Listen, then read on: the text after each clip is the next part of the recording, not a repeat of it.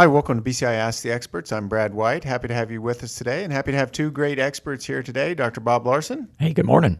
and Dr. Brian Lubers. Good morning. This is the show where our experts get to answer your questions. We always appreciate you sending those questions in, so you can email us a question at bci@ksu.edu. And as they give their answers, they get up to 10 points for their answers during this period. So today's question is a great one, guys, and it comes from a listener asking, when I have young calves up to 60 days of age, is it better to band them or castrate them? Brian, I'm going to go to you first. Yeah. So the recommendations all say castrate young, right? Because we're trying to minimize the pain associated with castration. I generally recommend surgical castration for a couple reasons. One, I know if I got both testicles completely, so there's no concerns about, whether I've got a partial castration. If I've got two testicles on the ground, it was effective, right?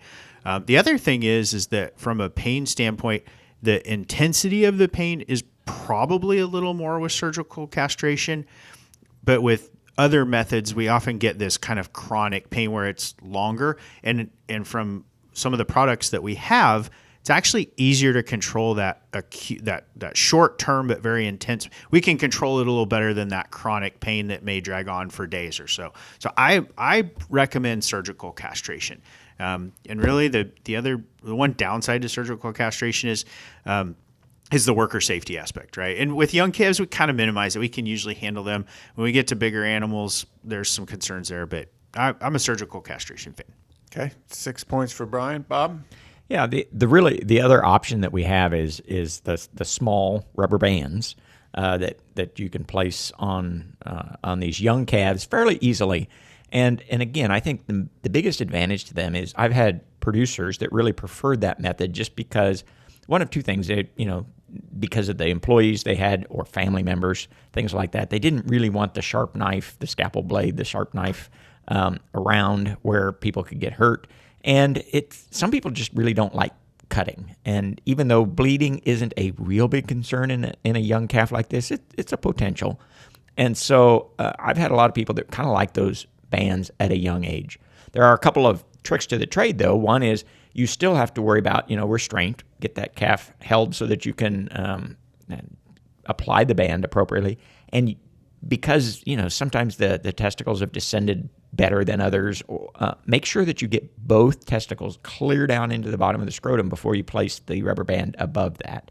And so there's a few tricks to the trade, but it's a pretty easy method that a lot of people can do. So both of you are being sure that you get both testicles. That's a good place to start. Yeah. And I think as a veterinarian, occasionally you see some problems associated with poorly done castration, and that's one of them, that you actually didn't get both testicles.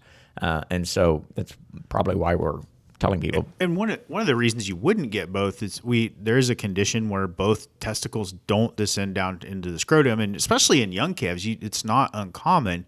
And if somebody, I'm going to go back to why I like surgical castration. If somebody does a band castration and that the scrotum basically it falls off, it's really hard to go back in there as a veterinarian and repair and try to go find that second testicle so it makes a bad situation even worse. So that's why I like surgical castration. So you talked a little bit about pain, Brian, and as you think about that pain, you mentioned differences between the two.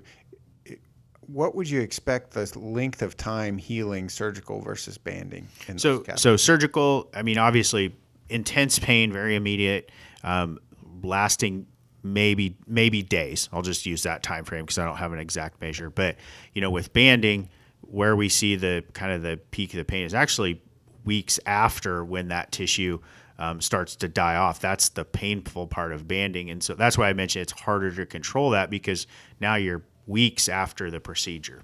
Okay.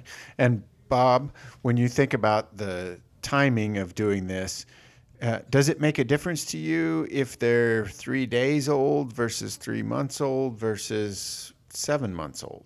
Well, what I'm envisioning here is calves that are 3 months to 3 weeks, 3 days, 3 weeks, 3 months, somewhere in that area. So what I'm calling a young calf are really, and for the bands that we're talking about, usually a couple months or younger, is really the time frame. There's one other thing about bands that is important is the disease tetanus. Now, tetanus is a disease that people that have horses know that it's a big concern with horses. Humans can get tetanus.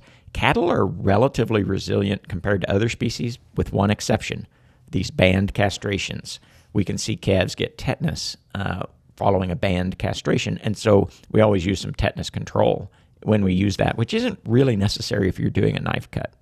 Okay, excellent. Thank you guys for sharing good information. Brian ended up with 9 points and Bob ended up with 8. As always, if you have questions for us, you can send us an email at bci@ksu.edu.